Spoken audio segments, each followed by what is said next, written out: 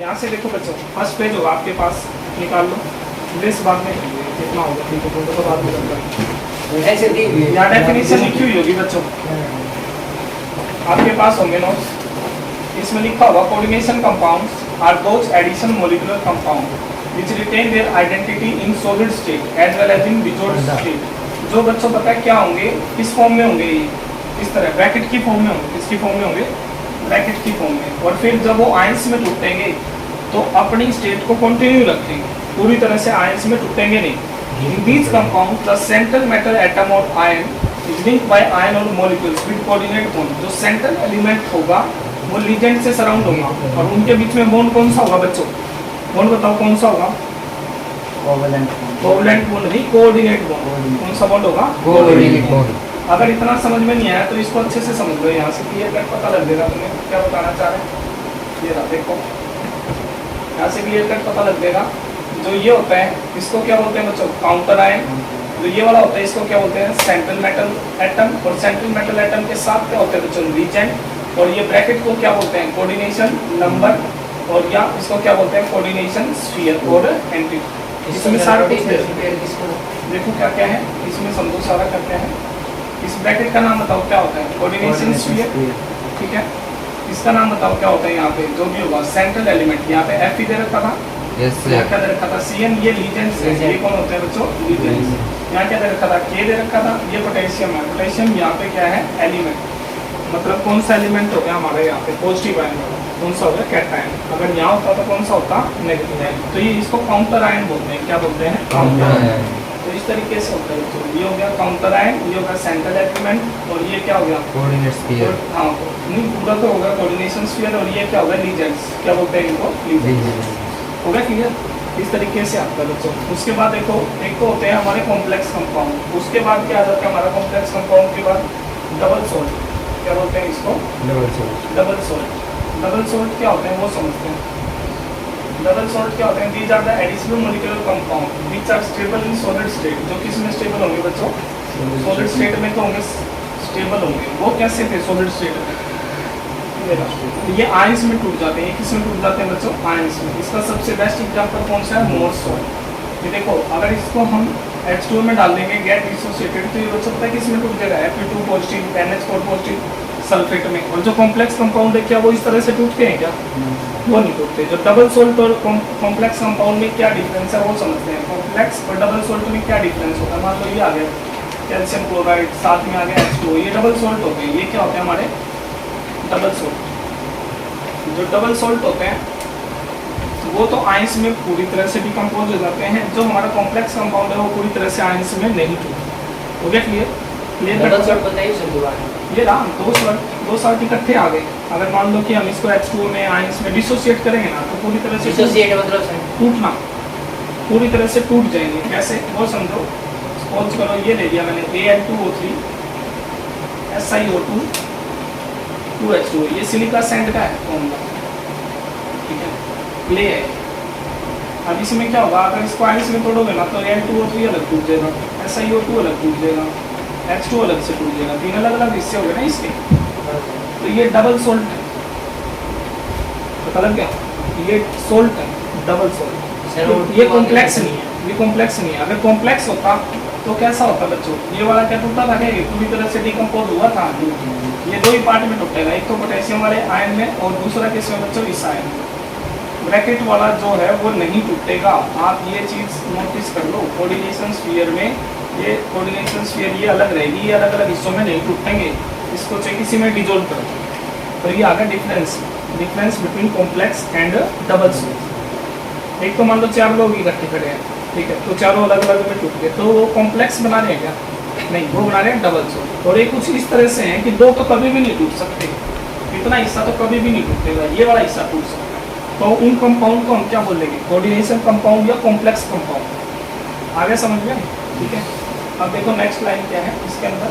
ये दो तरह के होते हैं बच्चों। एक तो कौन से होते हैं? कैटायनिक, और दूसरे कौन से होते हैं? एनायनिक। कॉम्प्लेक्स आयन और कोऑर्डिनेशन एंटिटी कौन सी होगी? दो तरह की हो जाएगी हमारी। एक तो हो जाएगी कैटायनिक और दूसरी कौन सी होगी बच्चों? एनायनिक। देखो कैटायनिक कैसी होगी और एनायनिक कैसी होगी?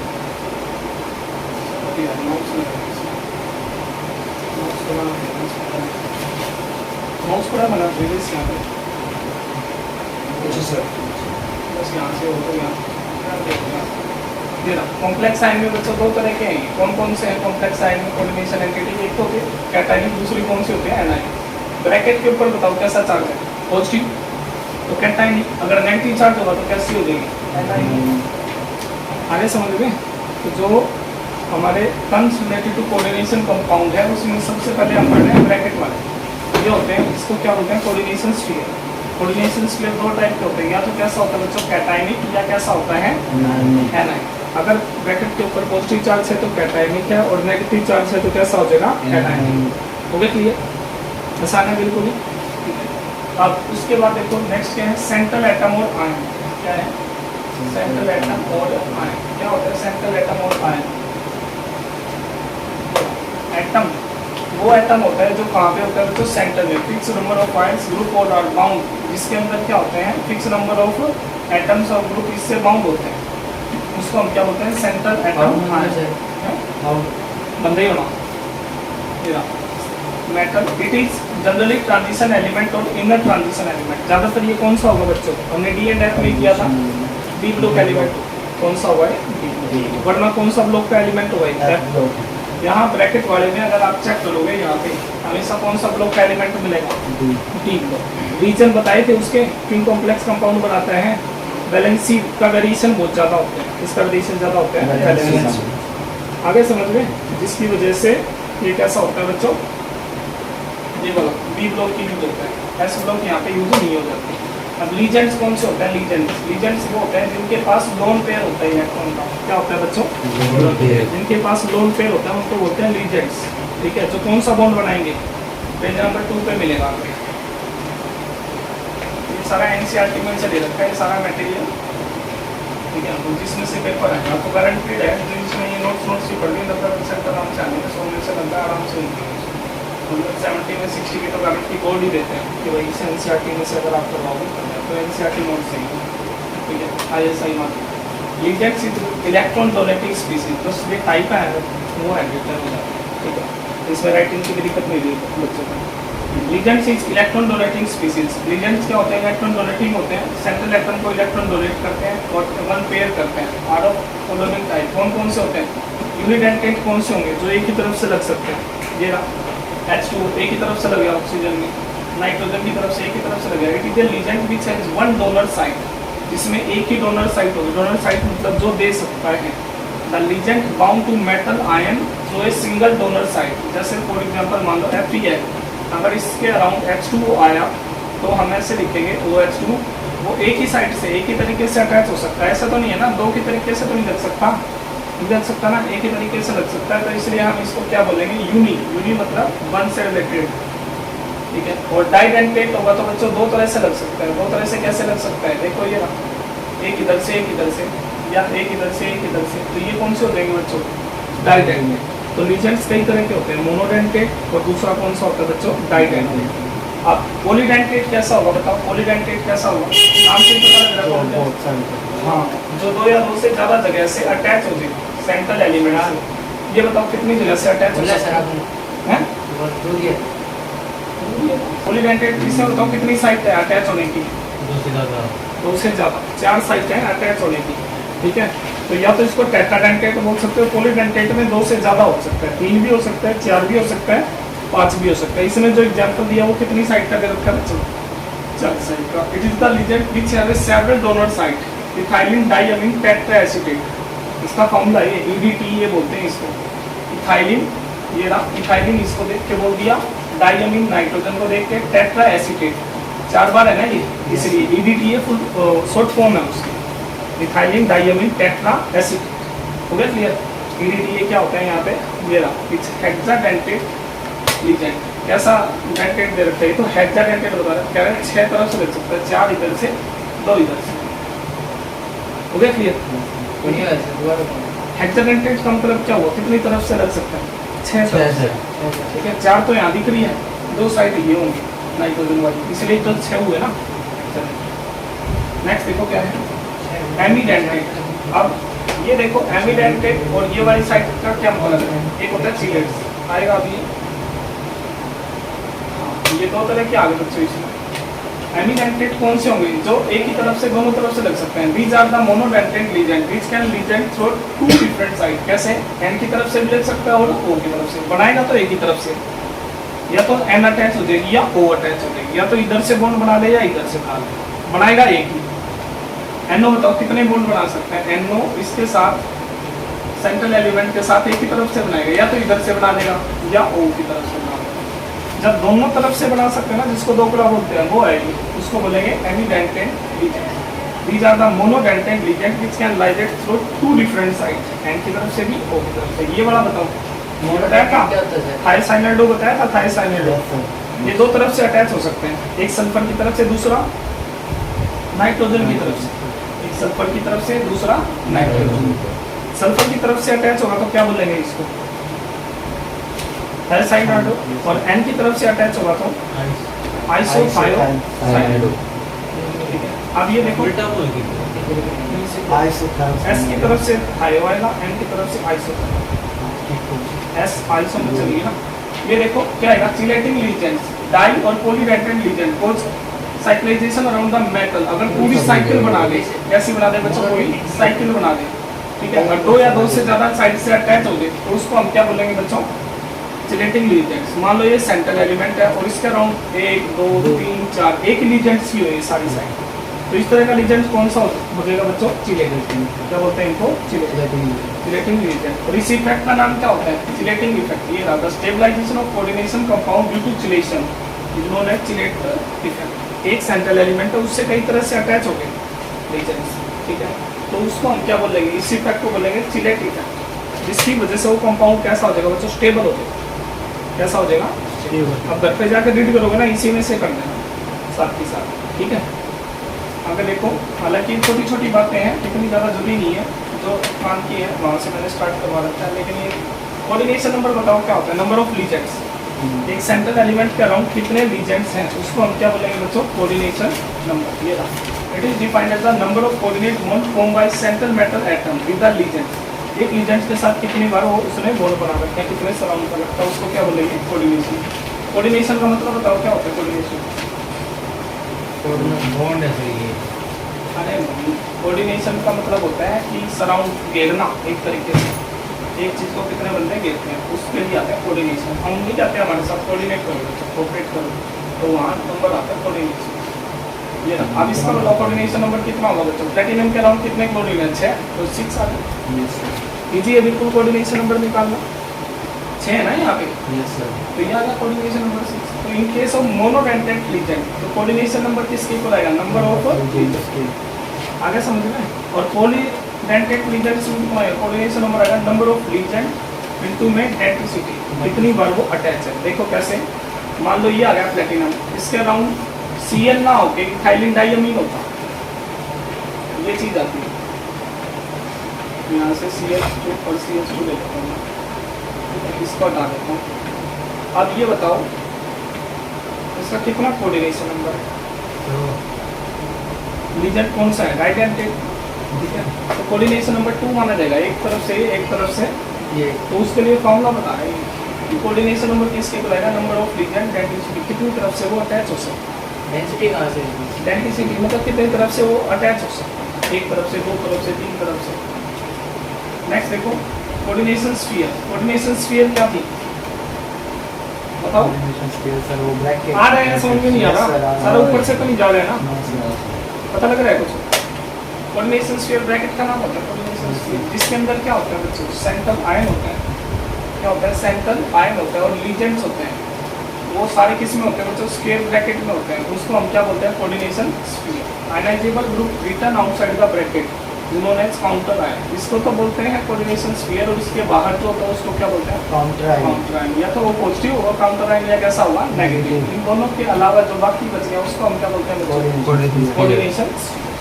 हो गया चल जाएगा अभी सही चल रहा है. आगे देखो कोऑर्डिनेशन पॉलीहेड्रन क्या होगा. पॉलीहेड्रन का मतलब क्या होता है मल्टीपल डायरेक्शन में कि दो या दो से ज्यादा. ये रहा special arrangement of the ligand which are directly attached to the central atom it's called coordination polyhedron around the central atom और आयन. कितने लीजेंड्स हैं एक है, दो है, तीन है, चार है, उससे जो बनता है उसको हम क्या बोलते हैं? Coordination polyhedral. एक बना के दिखा देता हूँ कोऑर्डिनेशन पॉलीहेड्रल कैसे बनेगा। मान लो ये था Fe के अराउंड 6 cm की, तो ये बनेगा इसका पॉलीहेड्रल 6 cm का।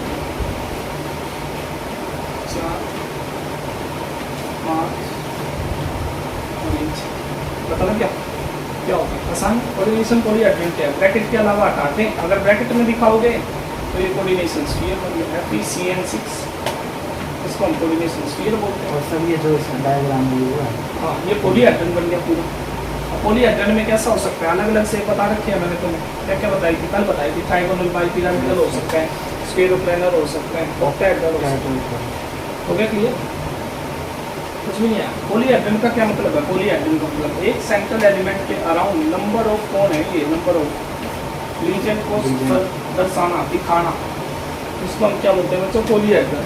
क्या बोलते हैं? पॉलीहेड्रल। ऑक्सीडेशन नंबर क्या होता है? Oxidation number of central atom. Oxidation number of central atom निकाली हुई है आपने? निकाली हुई है ऑक्सीडेशन नंबर। कितना चार्ज है, कितने वो इलेक्ट्रॉन लूज या गेन करता है, उसको हम क्या बोलते हैं बच्चों? Oxidation number. ठीक है, इट्स कॉल्ड ऑक्सीडेशन नंबर। कैसे निकालोगे इसका? बताओ कैसे निकालोगे? दे रखा गया इसका CU +1 आएगा, रिप्रेजेंटेड के ऊपर 1। कैसे करोगे? थोड़ा सा गलत लिखा हुआ है, CU ऐसे आएगा CN। ठीक है, उसके बाद कितना आएगा? यहाँ पे आएगा 3 नेगेटिव और यहाँ आएगा CN4। अब ठीक है, ये थोड़ा सा गलत लगता है, थोड़ा ठीक करना है, टाइपिंग एरर है। ये आएगा CN के ऊपर, बताओ बच्चों कितना आएगा? -1। कितना आएगा? -1 आएगा ना। तो x ऊपर के ऊपर कितना लिखोगे? x CN को यहाँ -1 को 4 से करोगे, -4 इज इक्वल टू यहाँ कितना है बच्चों? -4 उधर दे जाओ तो कितना आ गया? 4 -3। 4 -3 कितना हो जाएगा? 1। तो x की वैल्यू कितनी आ गई बच्चों? +1। तो ऊपर की वैलेंसी बताओ कितनी है? वैलेंसी कभी माइनस नहीं आएगी ना, माइनस नहीं है। इसी ऑक्सीडेशन स्टेट, क्योंकि सेंट्रल एलिमेंट है और मेटल है, मेटल की ऑक्सीडेशन स्टेट हमेशा कैसी होती है बच्चों? पॉजिटिव। कैसी होती है? पॉजिटिव। आगे समझ में? ठीक है, करना क्या है इसमें, एक बार फिर वहाँ और तरीके बता देता हूँ क्या था ये एग्जाम्पल दे रखा था, मतलब थोड़ा गलत लिखा हुआ था, उसने तो थोड़ा सा ठीक कर देना वहाँ पे। अब ठीक है, हो गया क्लियर? उसने यहाँ N4 लिख रखा है, यहाँ पर 3 नेगेटिव कर दी, कर दिया। टाइपिंग एरर है, एक ब्रैकेट रहेगी वहाँ पे, यहाँ -1 लिख लो। कितना लिख लो? यहाँ लिख लो x, इसकी वैलेंसी निकालनी होती है। तो x 4 को -1 से करोगे -1 इक्वल टू 0 करते हैं हमेशा, लेकिन वहाँ 0 होता था तब ना, यहाँ पे दे रखा है 3 नेगेटिव, तो इक्वल टू -x कितना आएगा? -4 उधर चला जाएगा, +4 4 -3 कितना हो जाएगा बच्चों? +1 कितना हो जाएगा? आ गया ना। तो उसको रोमन में लिख लेते हैं +1। ये मैंने जब नोमेनक्लेचर बताया था ना, तब काम आया था वैलेंसी निकालना। मैंने सीधा IUPAC नोमेनक्लेचर में ही बता दिया था तुम्हें कैसे वैलेंसी निकालते हैं, किसका कैसे क्या नाम लिखते हैं। इसमें कुछ स्टेप वाइज बता रखे हैं तो भाई पहले ये काम करो, फिर ये करो, पहले वैलेंसी निकालना सिखाओ बच्चों को, फिर रीजन्स के बारे में बताओ, फिर ये बताओ कितने तरह के होते हैं, पॉजिटिव होता है, नेगेटिव होता है, फिर ये बताओ ये ब्रैकेट का नाम कोऑर्डिनेशन स्फीयर होता है, फिर ये भी बताओ आयन 2 तरह के होते हैं, बाहर एक नेगेटिव होता है, उससे पहले कैसा होता है? पॉजिटिव होता है। फिर ये भी बताओ सेंट्रल मेटल के अराउंड जो रीजन्स होते हैं उसको कोऑर्डिनेशन नंबर बोलते हैं। क्या बोलते हैं? Coordination number.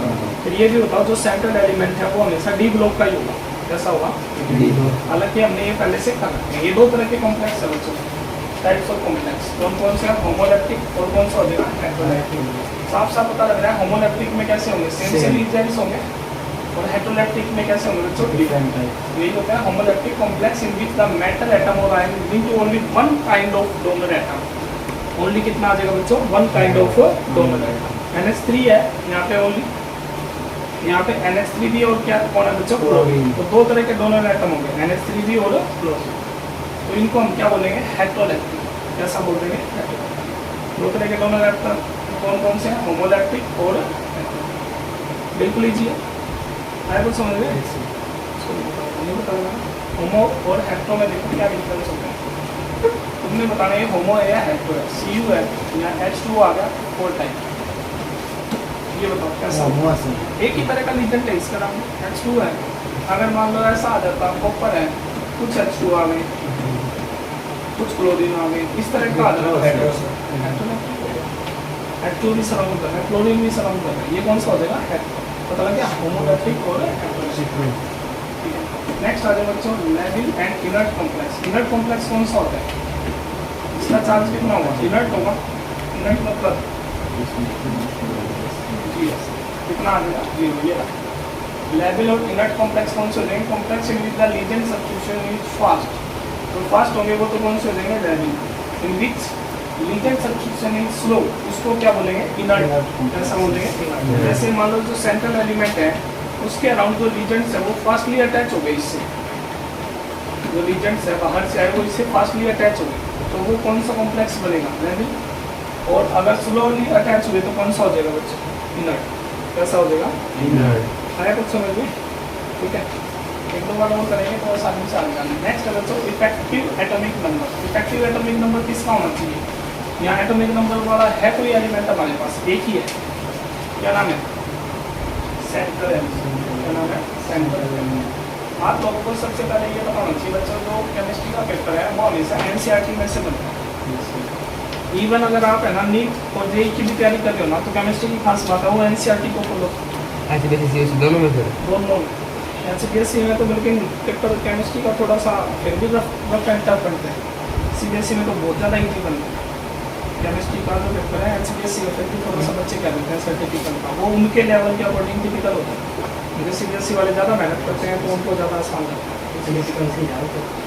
लेकिन है ना अगर मान लो आपने एनसीईआरटी बुक नहीं पढ़ी तो आपका ये फायदा है कि एनसीईआरटी नोट्स का मटेरियल आपके पास है, ठीक है, ये दिक्कत नहीं आएगी। क्योंकि कई बच्चे एनसीईआरटी नहीं पढ़ पाते, लैंग्वेज टिपिकल होती है एनसीईआरटी की, ये जानते हैं, लेकिन लिखा हुआ फुल मार्क्स मिलते हैं एनसीईआरटी। कॉन्सेप्ट उसी में ही है, कभी वगैरह नहीं है। आगे देखो the concept was proposed by एक्सडीवी, साइंटिस्ट का नाम दे रखा है। In a complex the EAN of metal is equal to the total number of electron present in it. कितने इलेक्ट्रॉन हैं उस नंबर को हम क्या बोलेंगे बच्चों? EAN। कैसे निकालेंगे? Z क्या होता है? Atomic number. उसमें से क्या सब्ट्रैक्ट करोगे? Oxidation number of metal. क्या सब्ट्रैक्ट करोगे? ऑक्सीडेशन नंबर ऑफ मेटल, ठीक है। साथ में प्लस में क्या कर दोगे? 2 इंटू में कोऑर्डिनेशन नंबर। क्या कर दोगे? 2 इंटू में कोऑर्डिनेशन। तो थोड़ा क्लियर कट लिख देता हूँ, Z minus ON plus 2 into CN। 2 into CN, क्योंकि स्टार है ना, कई बार बच्चे सोचेंगे ये कहाँ से आ गया। ये फॉर्मूला है। Z क्या होता है? Atomic number. ON क्या होता है? Oxidation number. CN कौन सा नंबर होता है? Coordination number. तो हमारा EAN निकला, ठीक है। ON क्या है यहाँ पे दे रखता है? Oxidation number. CN क्या है? Coordination number. And ion with central metal atom having EAN equal to next inert gas will be more stable. जिसका EAN ज़्यादा होगा वो कैसा होगा? तो स्टेबल होगा। क्या होता है ये? अभी तो आया था इफेक्टिव एटॉमिक। अभी तो आया था EAN, आया था EAN। EAN, वही तो टॉपिक है सर। वही, हाँ वही करेंगे। अब देखो इसके बाद आगे बच्चों IUPAC naming of complex compound कर रखा है हमने। IUPAC नेमिंग 2-3 बार कर रखा है। IUPAC समझते हैं क्या होता है। IUPAC नेमिंग का मतलब होता है International Union of Pure and Applied Chemistry. ये naming is based on set of given rule. कुछ रूल होते हैं बच्चों नेमिंग के। IUPAC में दे रखते हैं क्या क्या? Name of the compound is written in 2 parts, name of cation and name of anion. नाम को हमेशा 2 हिस्सों में लिखो, पॉजिटिव वाले का पार्ट लिखो, साथ में नेगेटिव। फिर cation is name first, cation को हमेशा पहले लिखो। कैसे ऐसे आया था, कई एग्जाम्पल आए थे हमारे पास, ठीक है। मान लो ये वाला एग्जाम्पल था, ये भी किया हमने, तो ये कैटायन पहले आ गया ना, तो पोटेशियम पहले लिखो। कल किया था हमने नोमेनक्लेचर। तो ये कह रहा है कि कैटायन का नाम पहले लिखो। In both positively and negatively charge coordination complex. Cation हमेशा पहले आएगा, चाहे पॉजिटिव स्फीयर हो चाहे कैसा हो negative. The this in the reagents are name in alphabetical order. मान लो इसके अराउंड CN भी आ गया, H2O भी आ गया, तो किसको पहले लिखोगे? जो ABCD के अकॉर्डिंग जो पहले आएगा, अल्फाबेट्स के अकॉर्डिंग जो पहले आएगा उसका पहले लिखो। मान लो H2O आ गया, एक्वा, ठीक है, और कुछ आ गया Cl आ गया, क्लोरिडो। तो क्लोरिडो पहले लिखोगे या एक्वा पहले लिखोगे? एक्वा। ABCD में A से एक्वा पहले आता है, ठीक है, और क्लोरिडो बाद में। ये C हो गया क्लियर। C वाला बाद में, A वाला कर सकते हो ये चीज। और क्या दे रखा है? और more than one single Regents the prefix di tri tetra. ये बताया था 2 बार आ गया क्लोरीन, तो डाइक्लोरो यूज नहीं करोगे। 3 बार आ गया तो क्या यूज करोगे? डाइक्लोरो। 4 बार आ गया तो क्या यूज करोगे? टेट्राक्लोरो। 5 बार आ गया तो पेंट। If the di tri etcetera already appear in the complex, अगर मान लो वो पहले से ही आ चुका है डाइट्राइल, तो उसमें यूज करोगे बिस, टिस, टेट्राकिस, पेंटाकिस। बताया था ये कैसे? कल हमने एक एग्जांपल लिया था जिसमें दे रखा था बच्चों, यहाँ पे ईएन दे रखा था। अब ईएन 2 बार है तो ईएन बड़ा कॉम्प्लेक्स ग्रुप है, तो मैंने बोला था 2 बार है तो डिस यूज करो। डिस यूज क्यों करना था? क्योंकि इथाइलिन डाइअमीन में पहले से यूज हो गया था डाई, 1,2 डाइअमीन था, 1,2 डाइअमीन, ये था यहाँ डाई था ना, डाई, ठीक है, डाई पहले ही आ गया, उसके बाद 2 बार और आ गया ये ग्रुप, तो डाई डाई थोड़ी ना यूज करोगे इसमें, इसलिए क्या यूज करोगे यहाँ पे? डिस। 2 बार है तो डिस, 3 बार होता तो 4 बार होता हो गया क्लियर? इसके एग्जांपल क्या करते हैं आएंगे अभी, इसके एग्जांपल और आएंगे। और more than one single region the prefix, ये आ चुका है। If the complex part is anion the name of central metal and with suffix 8। अगर मान लो एनायन आ गया तो लास्ट में क्या लगता है बच्चों? 8। नाम के हमेशा लास्ट में 8 जरूर मिलेगा ज़्यादातर में। अगर मान लो आयरन है, Fe आ गया तो लास्ट में लिखेंगे फेरिट। कोबाल्ट है लास्ट में तो कोबाल्ट में लिखेंगे कोबाल्टेट। अभी पता लग जाएगा। Name of the legends anionic and in 0 names of positive legends and with EM. अगर पॉजिटिव है तो लास्ट में ईएम लगेगा, और 0 है तो क्या लगेगा? ये रहा names of neutral ligands such as, but exceptions are there which we use aqua for H2। होता तो ये है पॉजिटिव के लिए ईएम यूज होता है, लेकिन H2 के लिए हम क्या यूज करते हैं बच्चों? एक्वा। और अमीन किसके लिए यूज करते हैं? NH3 के लिए। और CO के लिए क्या यूज करते हैं? CO के लिए एक्वा। सॉरी, CO के लिए क्या यूज करते हैं? कार्बोनिल। कार्बोनिल। और NO के लिए क्या यूज करते हैं? नाइट्रोजन। ऐसे ही oxidation state for the metal in cation anion और neutral coordination compound is indicated by Roman numerical. जो ऑक्सीडेशन स्टेट थी उसको किस में लिखते थे? रोमन में 1 2 3 4 ऐसे लिखते थे ना। और देखो क्या है, the name of the complex part is written as one word. पूरा कॉम्प्लेक्स का जो पार्ट है ब्रैकेट का जो है वो एक ही वर्ड होना चाहिए, स्पेस नहीं होना चाहिए बीच। If the complex ion is cation the metal is named same as the element. मान लो अगर कॉम्प्लेक्स आयन कैटायन है तो उसका नाम ऐसे कैसे लिखो? K आ गया पहले तो K का क्या पोटेशियम लिखोगे क्या? SO4 आ गया तो सल्फेट लिखोगे क्या? नहीं। A है तो पोटेशियम को पोटेशियम लिखो, SO4 है तो सल्फेट का सल्फेट। कैटायन हो चाहे एनायन उसको ओडिडो ये नहीं लिखते। अगर लीजेंड्स है क्लोरीन आ गया तो क्लोरिडो लिखते हैं, क्लोरो लिखते हैं, ये लिखते हैं ना। NH3 आता है तो क्या लिखते हैं? अमीन लिखते हैं, ये लिखते हैं ना। अमीनो तो नहीं लिखते हैं। हो गया clear? The neutral complex molecule is name similar to that of the complex cation. वही अगर जो न्यूट्रल है उनका सेम का सेम लिखना है। अब इसके रूल देखते हैं, इसके एग्जाम्पल देखते हैं। अभी तक तो हमने रूल पढ़े 10, हालांकि छोटी छोटी बातें भी हमने पहले आपको बता रखी है, लेकिन फिर भी रिटर्न फॉर्म में थी इसलिए लिखे क्या है सब एग्जाम्पल। अब एग्जाम्पल देख के बताओ, इसका नाम बता रखा है पहले, कितना आएगा ये बताओ। ट्राई अमीन पहले आएगा या ट्राई एक्वा पहले आएगा? अमीन में भी A आता है, एक्वा में भी A आता है।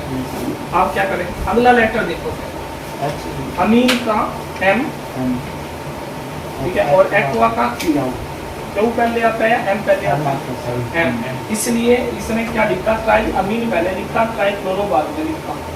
ये तो सारा ही गलत है इसका।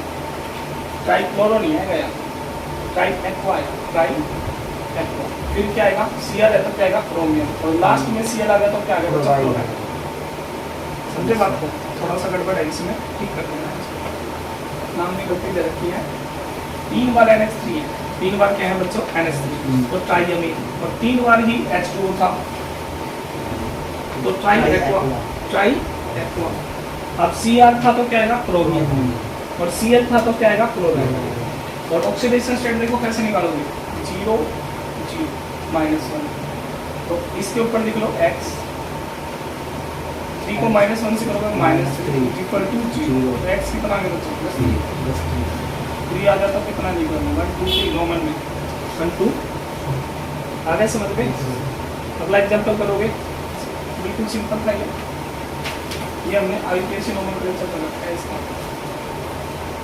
नेक्स्ट वाला ये देखो अब इसमें कह रहा है कि यह किस यूज क्यों किया 3 बार, क्योंकि ये 3 बार है।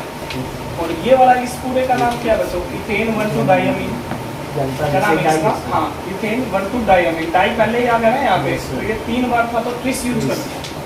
क्या यूज कर दिया, दिखाई तो दे रहा है ना, थोड़ा जूम करना है बर्तन देते सर कौन सा चाहिए होगी कौन सा अंदर कम दो सर ये देखो SO4 है तो लास्ट में क्या आ जाएगा बच्चों, सल्फेट। ठीक है, इसमें 3 बार है तो ये नहीं है ट्राई सल्फेट हो, ऐसे कुछ नहीं लिखना। ठीक है, ये आ गया सल्फेट हो गया, क्या लिख दिया सल्फेट। अगले का लिखो बच्चों तुम, 2 बार है इसमें, दोनों का लिखो। NH3 कितनी बार है, 2 बार है तो डाइअमीन सिल्वर। फिर कितना है 2 बार कितना आ गया बच्चों, Cn तो डाइसाइनो Ag, लास्ट में Ag से तो वो हुआ तो सिल्वरेट नहीं लिखोगे, Ag है तो क्या लिखोगे अर्जेंटेट। Ag क्या होता है अर्जेंटेट। इसका क्यों लगा sir di tri sir sulphate तक सर? इसके वही तो बताया काउंटर आया है ना, चक्कर ये काउंटर आया है यहाँ पे, आप इसको लीजेंड्स नहीं ले सकते। ब्रैकेट के बाहर है, ब्रैकेट से पहले बाहर है ना, बाहर है तो सल्फेट ही लिखा है, अंदर होता ना तो ट्राई सल्फिडो आ जाता है। एज ए लीजेंड्स कौन है, काउंटर आयन कौन है, ये आपको पहचानना होगा इसमें से। जैसे मान लो एक मिनट इसमें पहचानो कौन लीजेंड्स है, इसमें बताओ। 6 बार आ गया तो हेक्सा आ गया, Cn आ गया तो क्या हो गया साइनो, हेक्सा साइनो आ गया। ठीक है, या साइनो भी लिख सकते हैं, हेक्सा साइनो आ गया। ये तो इसका तो नाम हो ही गया। अब यहाँ बाद में आए नहीं है, पहले आए ना, तो पहले आए ना तो उसका नाम लिख दो। ये फॉर पहले है तो पोटेशियम, हेक्सा साइनो। Fe है तो क्या आएगा फेरेट। आयरन नहीं लिखना क्योंकि नाम के एंड से आयरन नहीं आएगा, 8 आता है लास्ट में, 8 आएगा तो क्या लिखोगे आयरन है नहीं, Fe है तो फेरेट, क्या लिखोगे फेरेट। अगर सिल्वर होता तो सिल्वरेट नहीं लिखोगे, अर्जेंटेट। जो उसका सिंबल है ना उस नाम से लिखना होता है। Fe का जो सिंबल होता है Fe होता है, नाम तो इसका आयरन होता है लेकिन कहीं मैच कर रहा है इसके नाम से, देखना सिंबल। ये फेरेट से लिया गया है, फेरेट मतलब क्या, ऐसे ये जो Ag है वो अर्जेंटेट उनसे लिया गया, वो लिखना पड़ेगा। अब देखो नेक्स्ट प्रैक्टिस से हो जाएंगे, हो गया क्लियर। पहले है ये देखना पड़ेगा लीजेंड कौन सा है, काउंटर आयन कौन सा है, कौन सा सैंपल एलिमेंट है। जब तक ये पहचानना नहीं आएगा तो नाम लिखना नहीं आएगा। ठीक है, इसकी वैलेंसी निकाल दी। हाँ इसकी वैलेंसी निकालो, देखो कैसे निकालोगे। K के ऊपर लिख लो +1, कितना लिखोगे +1। आयरन कैसे पता चलेगा सर +1 है सर इसके ऊपर? क्या -1 है, ऐसे कैसे पता चलेगा सर +1? पोटेशियम की +1 होती है वैलेंसी। अगर नहीं पता तो ये +1 में है, और नहीं पता तो फिर उसके लिए क्रेडिट टेबल में चले जाओ। क्रेडिट टेबल में बच्चों क्या दे रखा है आपको सारा कुछ। जो फर्स्ट ग्रुप है +1, सेकंड ग्रुप है +2, इनकी जनरल +2 ले लेना सभी की।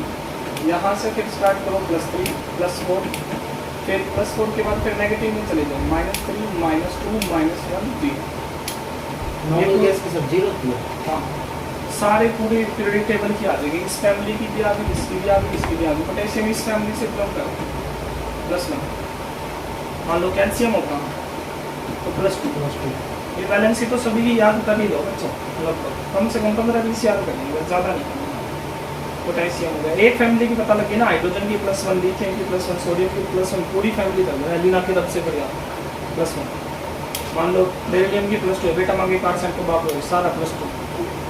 ऐसे बोरॉन की पता है, मैंगन आलू गाजर करना +3, कार्बन की पता है +4, कई से जिसमें होती सारे के सारे ग्रुप की आ जाती है। हो गया क्लियर, पूरी पीरियडिक टेबल की याद हो जाएगी। ये वैलेंसी क्या काम आएगी आपको, ये वैलेंसी अब देखो एक बच्चे ने बहुत अच्छा पूछा, ये क्वेश्चन का कुछ नहीं आयरन का निकाल दें तो इनकी पता होगी तभी तो निकालेंगे। ये तो चलो हमने लिगेंड्स की वो टेबल है भाई उससे कर लिया हुआ, Cn -1 ये तो नहीं पता था ना तुम्हें पोटेशियम का +1। हालांकि 9-10 से स्टार्ट हो जाता है कि पोटेशियम एक ही इलेक्ट्रॉन लूज करता है, इलेक्ट्रॉन कॉन्फिगरेशन से पता लग जाता है कौन कितने इलेक्ट्रॉन को लूज करता है, कौन कितने इलेक्ट्रॉन को गेन। आगे समझो जैसे ऑक्सीजन है -2 होता है, 2 इलेक्ट्रॉन को गेन करते हैं। फ्लोरीन है -1 होता है, 1 इलेक्ट्रॉन को गेन करता है। सोडियम हो गया तो +1 होगा, 1 इलेक्ट्रॉन को लूज करता है। सल्फर है तो -2 होगा, 2 इलेक्ट्रॉन को गेन करता है। इस तरीके से तुम्हें पता होना चाहिए कौन कितने इलेक्ट्रॉन को गेन करता है, कौन कितने इलेक्ट्रॉन को लूज करता है। हो गया क्लियर, तभी तो उसका केमिकल बिहेवियर पता लगेगा। केमिस्ट्री में खास बात क्या होती है, सभी का बिहेवियर जानना होता है। अब मान लो मैं कैसा बिहेव कर रहा हूँ किसी के साथ, तो कई बार ये नहीं कह देते कि भाई मेरी केमिस्ट्री उसके साथ स्ट्रॉन्ग नहीं, इन दोनों की केमिस्ट्री अच्छी नहीं, ऐसे नहीं बोल देते इन दोनों की केमिस्ट्री अच्छी नहीं हाँ, है। केमिस्ट्री का मतलब होते हैं आपका व्यवहार कैसा है, हम किसके व्यवहार की बात करते हैं यहाँ, अपने खुद की क्या नहीं, पीरियडिक टेबल में जितने भी एलिमेंट हैं उनके व्यवहार की बात करते हैं। भाई हाइड्रोजन ऐसा, लिथियम ऐसा, सल्फर ऐसा बिहेव करता है, ऑक्सीजन ऐसा बिहेव करता है, ये ऐसा। तो मैंने तुम्हें कई बार एग्जांपल देके बताया, जब भी कोई बच्चा मेरे से बात करता है ना तो मैं मेरे से ये सोच लेता हूँ कि भाई ये उस एलिमेंट की तरह बिहेव करता है। मान लो कि कोई बच्चा है ना चुपचाप आता है, चुपचाप बैठ के चला जाता है, तो मैं ये कहूँगा ये तो इनर्ट गैस से बिलोंग करना है, इसकी प्रॉपर्टी इनर्ट गैस की है, किसी से कोई बातचीत नहीं। एक मान लो कि वो है, वो क्या नाम है, टूंगा है, वो सभी के साथ बॉन्ड बनाने की कोशिश करेगा, कार्बन वाली प्रॉपर्टी है उसकी, ऑर्गेनिक पूरी उसी से ही है, हाइड्रोजन के साथ भी, ऑक्सीजन के साथ भी, लड़के के साथ भी बोलेगा, लड़कों के साथ भी बोलेगा, सभी के साथ बोलेगा। ये हो गया कार्बन। एक हो गया भाई अपने अलग ही तरह का बिहेवियर है, मैच ही नहीं कर रहा, दो चार और हो गए उसके जैसे, ठीक है, नेगेटिव नेगेटिव है, नेगेटिव किसी की कॉपी खोज ली, किसी का पेन खोज लिया, किसी का बुक्स खोज लिया, हेलोजन है वो, इलेक्ट्रॉन लेता एक हमारे वो दानी पुरुष जी हैं, नॉन ये हो गए, ये पता क्या करती है, किसी को कॉपी दे दी, ले जा आज तो मेरा पेन ले जा, आज तो मेरा बैग ले जा, आज मेरे को ही उठा ले जा। ये कौन से अल्कली मेटल्स, इलेक्ट्रॉन ले लो मेरे से, पता लगा बिल्कुल सॉफ्ट है बेचारा, हो गया क्लियर। इस तरीके से आपका बिहेवियर अलग अलग है। इसी तरह मान लो गली है, गली की जगह पे ये ले लो, ये पूरा कोलर, ये पूरी गली है, आगे समझ में, अलग अलग इसमें एलिमेंट है। क्या सभी का बिहेवियर एक जैसा होता है? एक फैमिली का बिहेवियर एक जैसा होता है क्या? एक फैमिली का, मान लो ये फैमिली की बात करोगे, क्या आपने डेविल सर को देखा होगा, मेरे को देखा होगा, हम एक ही ग्रुप के एलिमेंट है, क्या हमारी प्रॉपर्टी बिल्कुल मैच करती है क्या? नहीं। जो सबसे छोटा होगा ना उसकी प्रॉपर्टी सबसे अलग मिलेगी। सर सॉफ्ट मिलेंगे तो मैं हार्ड मिलेंगे, पता लग गया। सर का एटॉमिक साइज ज़्यादा होगा तो मेरा कम मिलेगा। इसी तरह लिथियम की प्रॉपर्टी सोडियम से अलग मिलेगी, सोडियम की पोटेशियम से। मान लो दादा परदादा से बात करें, क्या उनके जैसे ही बिहेव करते हैं क्या? नहीं करते। उसी तरह से जो एलिमेंट्स होते हैं बच्चों, एक ही फैमिली के होने के बावजूद भी उनका बिहेवियर अलग अलग होता है। कोई इलेक्ट्रॉन लूज करता है, कोई कितना नहीं करता है। यही चीज़ हमने अंडरस्टैंड करनी है, मजा बहुत आता है इसमें, इसको समझने में। बच्चे कहते हैं क्रैमिंग का सब्जेक्ट, मैं कह रहा हूँ इंटरेस्टिंग हो, कोशिश करने, लेकिन इसमें आसान नहीं है, इतना रास्ता भी आसान नहीं है। अच्छे अच्छे वालों की मतलब ऐसा हो जाता है, कहना नहीं चाह रहा है, ठीक है। हाँ, वो ये कह देते हैं ये प्रॉपर्टी याद कर दो, ये याद कर दो, याद मत करो, इसको महसूस करो, मज़ा होता है। देखो एक दूसरे को कैसा बिहेवियर करते हैं, क्यों करते हैं हम ऐसा बिहेवियर, उसका भी कोई रीजन होगा। आज जो हमारा बिहेवियर उसका रीजन है, समझे बात को, क्या रीजन है? हाइड्रोजन का बिहेवियर ऐसा क्यों है, उसका भी रीजन है। बेचारे के पास एक इलेक्ट्रॉन है, या तो वो किसी को लूज करेगा या गेन करेगा, तो मेटल के साथ भी बॉन्ड बनाना पड़ेगा, नॉन मेटल के साथ भी बॉन्ड बनाना पड़ेगा। हमारा भी बिहेवियर का रीजन होता है। मान लो आर्यन है, अब आराम से फुल ठाट से बैठता है, भाई मोटी पार्टी होगा, ध्यान नहीं देता होगा, यही होगा, हवाबाजी में होगा, या इसके जो साथ के एलिमेंट्स है वो इसको डिस्टर्ब कर देंगे, इसकी वजह से ऐसा होगा। इसी तरह से जब आप इस तरह से समझ के करोगे ना, तब आपका इंटरेस्ट मिलेगा केमिस्ट्री में। वरना तो बच्चों रट्टे तो दुनिया हमारे जा रही है, कितना रट्टा मारोगे और उसको कोई फायदा भी नहीं है ऐसे रट्टे। समझ के समझो उसको, बहुत मज़ेदार चीज़ होती है। लेकिन जब भी मैं बच्चों को समझाने की, अंदर डीप तक जाने की कोशिश करता हूँ इसमें, बच्चे पसंद जाते हैं इसमें, तो भाई जानते हम तो इतना ही याद करते हैं। तो हर एलिमेंट को जानो, सल्फर को जानो, आज चेक करो, कम से कम 40 साल गूगल पे जाके देख के आओ सल्फर। आप देखोगे आसपास इतनी जगह पे सल्फर था, हमने सोचा भी नहीं था। माचिस की तिल्ली में सल्फर, मेडिसिन में सल्फर, मतलब क्या, और जो नए नए ग्लास वगैरह इनमें कंपाउंड आते हैं, सल्फर ऐड होके आते हैं इनमें सल्फर। नाइट्रोजन देखो, आपको ऐसा लगेगा गैस के मॉलिक्यूल्स यहाँ मूव कर रहे हैं, आपको दिखेंगे, हो गया क्लियर। और आप देखोगे नाइट्रोजन के बहुत से कंपाउंड, मेरे को तो पता ही नहीं था, जो मैं पेन यूज कर रहा हूँ इसमें भी नाइट्रोजन है, हो गया क्लियर। ऐसे ही फिर आपका माइंड चलेगा कि भाई क्या हम इनका यूज करके कहीं आगे बढ़ सकते हैं। फिर बोलेगा इस ये सॉफ्ट है, सॉफ्ट वाले को इससे ये प्रॉपर्टी नया मिल जाए, इस एलिमेंट से ये प्रॉपर्टी मिल जाए, तो क्यों ना एक नई प्रॉपर्टी। ऐसा होता नहीं है हमारे साथ, कईयों के साथ होता है ऐसा। कई बार क्लास में बच्चे बैठे होते हैं तो वो अलग अलग तरह का बिहेवियर करते हैं, तो हम उस बच्चे को ये कह देते हैं जो सभी को, उसको शरारती के साथ बिठा दिया, भाई तो तेरा ग्रुप चेंज कर, इस ग्रुप के साथ मत बैठ, इसके साथ जैसे ये बिहेव करते हैं वैसे ही तू बिहेव कर, तो उसकी प्रॉपर्टी चेंज हो जाएगी, होती है ना ऐसे। तो आप लोगों के पेरेंट्स वो तो हो गए एक फैमिली, लेकिन आप ऑक्साइड बनाओगे, हाइड्राइड बनाओगे, सल्फेट बनाओगे, वो किसके ऊपर डिपेंड करता है। आप अब क्या पता बाहर जाके किसके साथ बॉन्ड बना रहे, किसी को ऑक्सीजन अच्छी लगती है, किसी को सल्फर अच्छी लगती है, आगे समझो, किसी को हाइड्रोजन अच्छी लगती है। हालांकि हाइड्रोजन कईयों के साथ बॉन्डेड है, लेकिन फिर भी उसको हाइड्रोजन अच्छी लगती है। समझा बात? सारी सब्जी घर में है। कुछ नहीं समझा तो। क्या बात हमारे वहाँ पे। हाँ। ऐसे ही हर एक का अलग अलग बिहेवियर होता है, अलग अलग पसंद होती है, उनके साथ उनके बॉन्ड होते हैं और फिर बॉन्ड बनने के बाद उनकी प्रॉपर्टी अलग अलग होती है। या ऐसे कर देखिए कहाँ समझ रहे हैं?